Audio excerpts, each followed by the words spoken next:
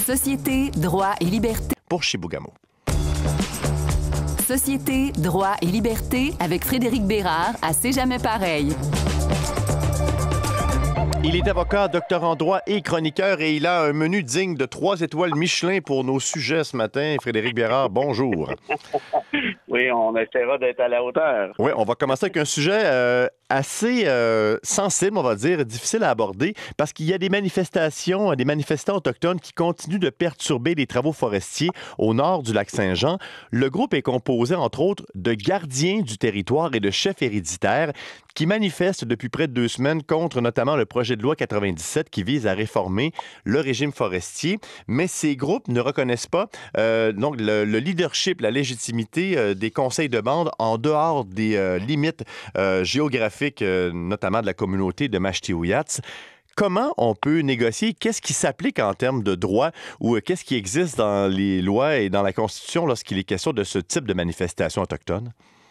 Mais tu as raison de dire que c'est ultra sensible et délicat comme sujet. Là. On va y aller avec beaucoup de parcimonie, disons ça comme ça. Mais faire une histoire courte, depuis 1982, donc depuis le rapatriement de la Constitution canadienne, il y a à l'article 35 de cette même loi une protection qui a été ajoutée en ce qui a trait aux droits ancestraux, aux traités, mais aussi les droits ancestraux, les pratiques ancestrales de manière générale.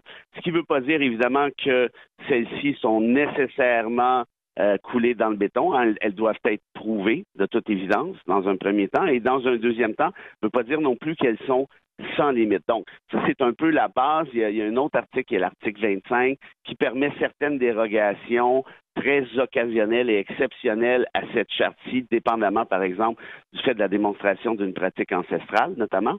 Alors, pour le reste, ça, c'est ce qui est c'est ce qui est du volet constitutionnel. Hein. Donc, on doit respecter ces dispositions-là, mais je le répète, mais c'est important de le comprendre, il n'y a aucun droit qui est absolu, que ce soit pour les Autochtones ou pour les non-Autochtones. Tout est un jeu d'équilibre. Moi, ce que je comprends dans ce qui se passe actuellement, c'est qu'il y a nécessairement, comme ça arrive souvent d'ailleurs, un enjeu de consultation. Le gouvernement Legault est peut-être arrivé avec ses gros sabots en disant voici le projet de loi 97, voici comment ça va se passer. Je pense qu'il faut être à l'écoute très sérieusement des communautés autochtones qui ont à dire là-dessus de un et qui de deux, gardons ça à l'esprit, ont des droits constitutionnels. Hein? Les droits constitutionnels, c'est pas seulement pour nous, c'est aussi pour les autres, dans l'optique où ça doit être respecté de façon générale, mais de façon particulière aussi, peut-être avec certaines précisions, certaines modulations, dépendamment. Mais toujours est-il que si on refuse une discussion sérieuse, ben là, évidemment, on va se ramasser avec un sacré problème. Mais habituellement, les gouvernements ou encore les ministères négocient avec des représentants des communautés visées ou encore de l'Assemblée des Premières Nations. Est-ce qu'il n'y a pas un danger? Est-ce qu'il n'y a pas un danger d'ouvrir une boîte de Pandore si on commence à manifester à la pièce avec des groupes de manifestants qui revendiquent certains droits? Ben, ça là-dessus, tu as raison. Dans l'optique où là, tout est une question de légitimité. Puis c'est un peu ce que je disais tout à l'heure. Hein. Les droits ancestraux, au sens très, très large, ne sont pas sans faille ni sans obstacle non plus. Hein. Il doit y avoir certaines modulations. Est-ce qu'ici, et je ne connais pas leur situation particulière, est-ce qu'ici, ces mêmes chefs ont la légitimité démocratique ou légaliste de négocier avec le gouvernement du Québec? Bien franchement, j'en sais rien. Si tel n'est pas le cas, là, de toute évidence, on a un problème. Mais si c'est le cas, au contraire, ben là, par définition, le gouvernement ne pourra pas se servir de cette excuse et refuser justement une négociation en bonne et due forme, compte tenu du fait que, je le répète, qu'on parle de droit constitutionnel. Dernière chose, dans ce sujet, Frédéric Bérard, ça évoque parfois ce qui s'est passé dans l'ouest du pays avec les Wet'suwet'en.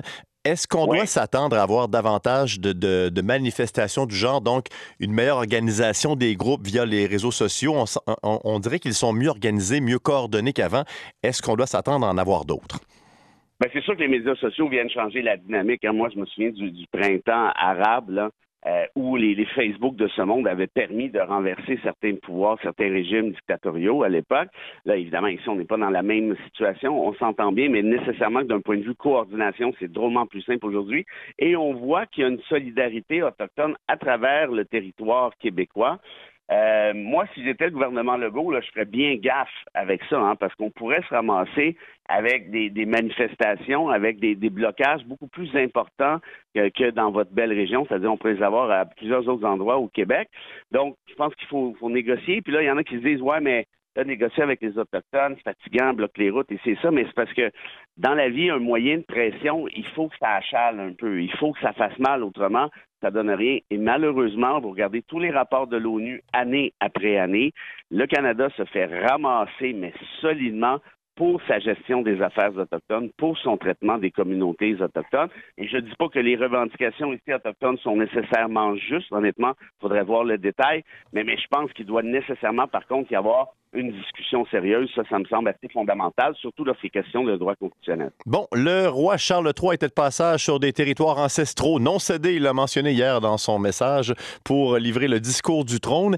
Et ça relance encore les discussions sur notre relation avec la monarchie, la pertinence de ces symboles. Et certains ont soulevé les comparaisons avec d'autres modèles de gouvernement. Quels seraient les avantages de remplacer un roi par un président? Certains se demandent, est-ce qu'on changerait 4,30 sous pour une pièce?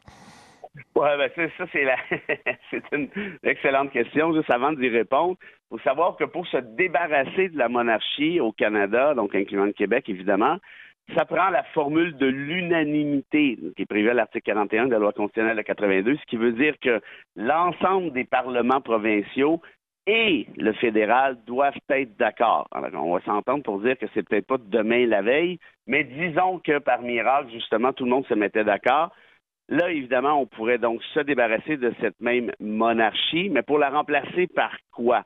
Il y a plusieurs options possibles. On pourrait se débarrasser de la monarchie et conserver un système parlementaire, un peu comme on l'a présentement, ou, pour répondre plus précisément à ta question, se créer un régime présidentiel. L'avantage du régime présidentiel, c'est qu'on respecte davantage la séparation des pouvoirs. C'est-à-dire que le président ne siège pas en chambre. Donc, il y a une distinction plus importante entre le gouvernement, donc qui est nécessairement ici présidé par le président en question, et le législatif, c'est-à-dire la Chambre, le Parlement. Prenons l'exemple, par exemple, en France.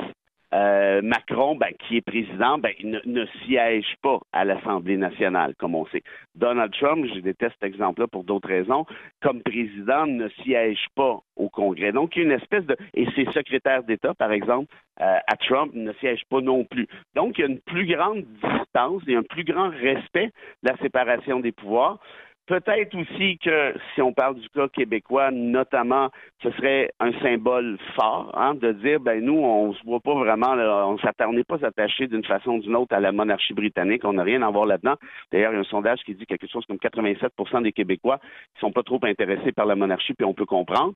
Donc, c'est certain qu'il y aurait un symbole fort, mais d'un point de vue concret, au-delà de l'espèce de la séparation des pouvoirs que j'expliquais, il y a des chances qu'au final, ça ne change pas tant que ça. Pourquoi? Parce qu'on s'est quand même construit une culture politique où il y a une espèce de reddition de comptes de toute façon. Donc, ultimement, je suis pas certain, moi, que ça changerait le portrait de façon globale et complète. Et ce que je sais, par contre, c'est que là, il y aura un paquet d'arrimages nécessaires parce que ça fait quand même un sacré bout de temps qu'on vit dans le régime parlementaire de Westminster, qui est le régime parlementaire britannique. Alors, toutes les questions de conventions constitutionnelles et autres, c'est un peu du droit flou. Il va falloir trouver une manière d'arrimer tout ça si on décidait d'adopter un régime présidentiel. Bon, et tiens, parlons d'un président qui fait beaucoup parler de lui, que tu aimes particulièrement, Frédéric Bérard. Oui. C'est Donald Trump qui a des chicanes, des conflits avec partout sur la planète et même dans son propre pays, notamment avec l'université Harvard. Il n'en démord pas. On a l'impression que c'est une vendetta personnelle entre Donald Trump et Harvard. Oui, probablement. Il y a peut-être un peu de jalousie là-dedans. Hein? Obama est allé à Harvard, W. Bush, Al Gore, Roosevelt, John F. Kennedy, Robert Kennedy. Seigneur, donc ça commence à faire beaucoup de gens. On sait que le fils de Trump a essayé d'entrer à Harvard sans succès, mais au-delà de la jalousie, Frédéric, au-delà de peu importe de la vendetta en question, c'est très, très grave ce qui est en train de se passer là. Parce que Harvard, c'est le joyau universitaire aux États-Unis, en tout cas, un des joyaux universitaires dans le monde aussi. Et quand on attaque une université, c'est bien au-delà de cette même université. On attaque le savoir et on attaque la dissidence. Le sénateur McCarthy qui avait lancé le mouvement du McCarthyisme aux États-Unis, on s'en souvient, la chasse aux communistes, en avait contre Harvard. Il disait, c'est un nid de communistes, cette affaire-là. Il faut faire fermer Harvard, il faut attaquer Harvard. Or, qu'est-ce que ça fait, une université? Ben, ça fait de la recherche. Ça fait de la recherche qu'on espère indépendante, qu'on espère objective, qu'on espère neutre. Évidemment, ça ne veut pas dire que tout le monde est d'accord et c'est absolument ce qu'on souhaite. Et ça fait aussi en sorte qu'une université est capable d'inscrire une dissidence, de dire ce président-là, il est nul, il est pourri, le roi est nu, voici pourquoi. C'est à ça que ça sert notamment. Et là, je ne parle pas seulement de symboles politiques, je parle de recherche scientifique parce qu'on parle aussi de sciences sociales. Par exemple, et je finis avec ça, si on avait évacué la question universitaire de l'équation pendant la guerre du Vietnam, est-ce qu'on aurait eu le même résultat? Sur la question de la ségrégation raciale aux États-Unis, est-ce qu'on aurait eu le même résultat? Sur la question du droit à l'avortement, du droit des femmes à l'époque, est-ce qu'on aurait eu le résultat? La réponse, c'est non, parce que les universités jouent un rôle absolument fondamental en démocratie, c'est-à-dire contribuer à l'avancement de la recherche et simultanément à inscrire une dissidence, parfois qui est archi désagréable pour le pouvoir en place, mais qui est absolument nécessaire si on souhaite évidemment vivre en démocratie. Mais une chose est sûre, moi je connais quelqu'un qui ne recevra pas un doctorat honoris causa de Harvard de sitôt. Je pense pas. Non, puis je te dirais, au-delà de l'honoris causa, il n'y a pas grand-chance qu'il en reçoive tout court. À suivre. Frédéric Bérard, on se reparlera quelque part au début du mois de juin. J'y serai. Bye bye.